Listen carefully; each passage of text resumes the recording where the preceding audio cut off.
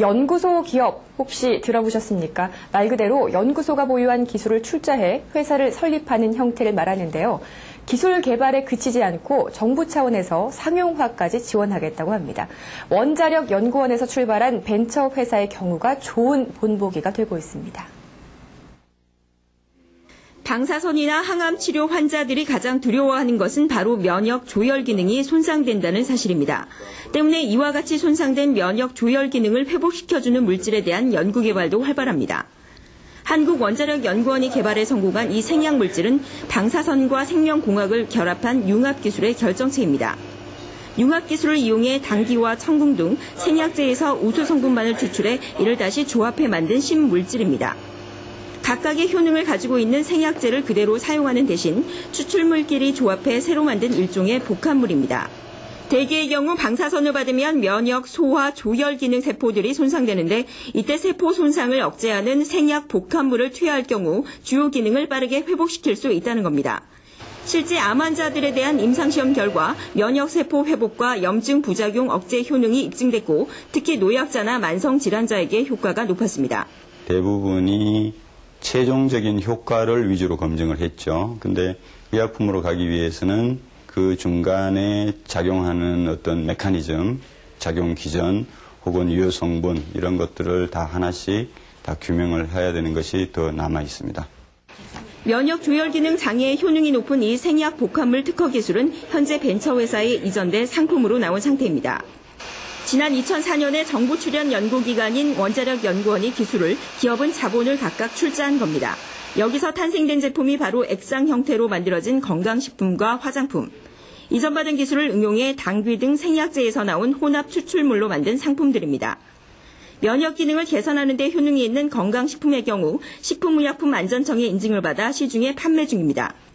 특히 건강에 대한 관심이 급증하면서 경기 침체 속에서도 매출은 꾸준히 상승하고 있습니다.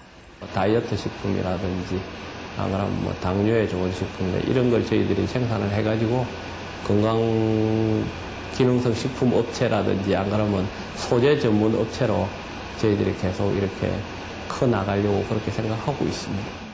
앞으로 천연물을 이용한 신약 개발에도 주력해 노인성 질환 예방과 발모제, 아토피성 피부 치료제 등으로도 출시될 것으로 보입니다.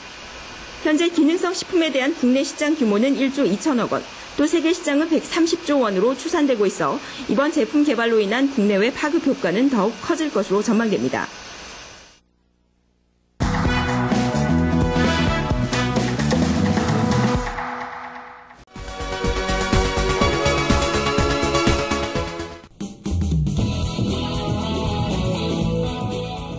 현대인의 생명을 위협하는 대표적인 질환, 암.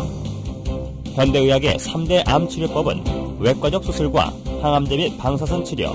하지만 말기암인 경우 암 완치는 고작 20%. 첨단 현대의학도 암을 불치병으로 남겨놓은 상황인데 현대의학이 풀지 못하고 있는 불치병들, 그 해법을 면역력 강화에서 찾고자 하는 시도들이 새롭게 관심을 모으고 있다.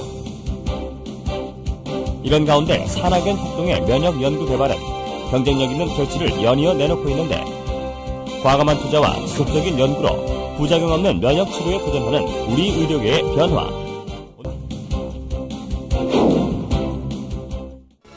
천연 생약제에서 추출한 성분으로 만든 항암 기능성 식품이 국내에서 처음으로 개발돼서 이르면 이달 안에 시판될 예정입니다. 조용호 기자가 전합니다. 항암과 암치료 부작용이나 성인병을 예방하기 위해 개발된 기능성 식품입니다. 해모힘과 해바톤으로 이름 지어진 이들 식품은 생체 손상을 막고 조혈과 면역 증진, 생체 조직의 재생을 촉진하는 기능을 발휘합니다. 이러한 효능을 입증하기 위해 쥐에게 암세포를 투여해봤습니다. 암세포가 계속 전이되는 왼쪽 쥐와는 달리 기능성 식품을 투여한 오른쪽 쥐에서는 암세포 억제 효과가 나타났습니다. 이번에 개발된 이 두 기능성 식품은 해바라기와 당귀 등 우리의 전통 한약재에서 그 성분을 추출했습니다. 생명공학과 방사선 기술로 천연생약제를 조합해 새로운 복합 물질을 만드는 방식을 썼습니다. 각각의 성분들을 분리를 해서 그것의 각각의 그 효능을 검증한 다음에 효능을 극대화할 수 있게 다시 그 성분들을 재구성한 겁니다. 종전의 천연생리 활성물질은 항암 효능에 한계가 있고 독성까지 강했습니다. 하지만 이번에 개발된 항암 기능성 식품은 여러 성분을 조합해 효능을 높이고 독성은 없앴습니다. 이들 항암 기능성 식품은 원자력 병원 등에서의 임상시험과 병행해